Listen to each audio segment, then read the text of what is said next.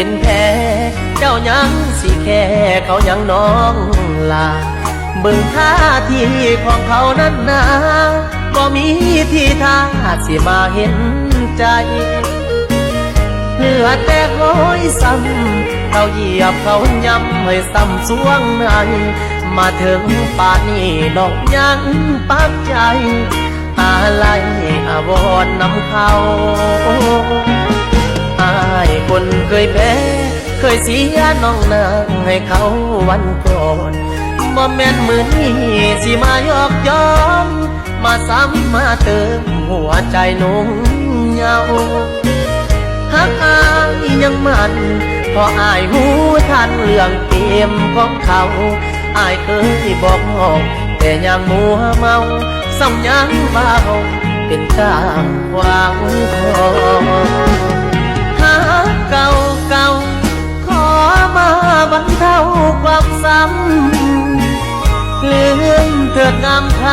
ำหัวใจที่ซ้ำอุราขอให้เขาจูบเขาชื่นอายขอโลกคืนให้ลืมมันสาเขาปาเขาปล่อยก็สร้างเถิดนะลืมมันสาลาถือว่าปัญหาปล่อยจูบของเขา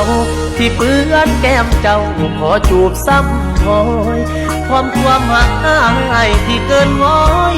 บอกขอย้อนหอยคนเป่าเขาย้อนใจอายเคยถูกทิ่มเจ้าเหยียบเจ้าย้ำให้ซ้ำสวงในอยากคิดว่าอายสิแก้แค้นใจหากน้องสามใบจึงขอจูบซ้ำหอย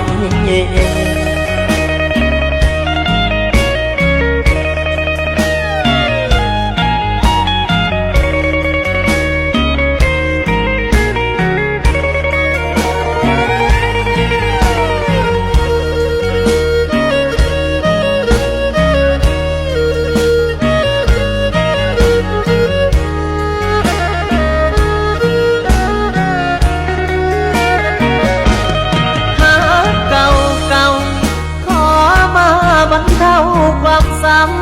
ำลืมเถิดงามค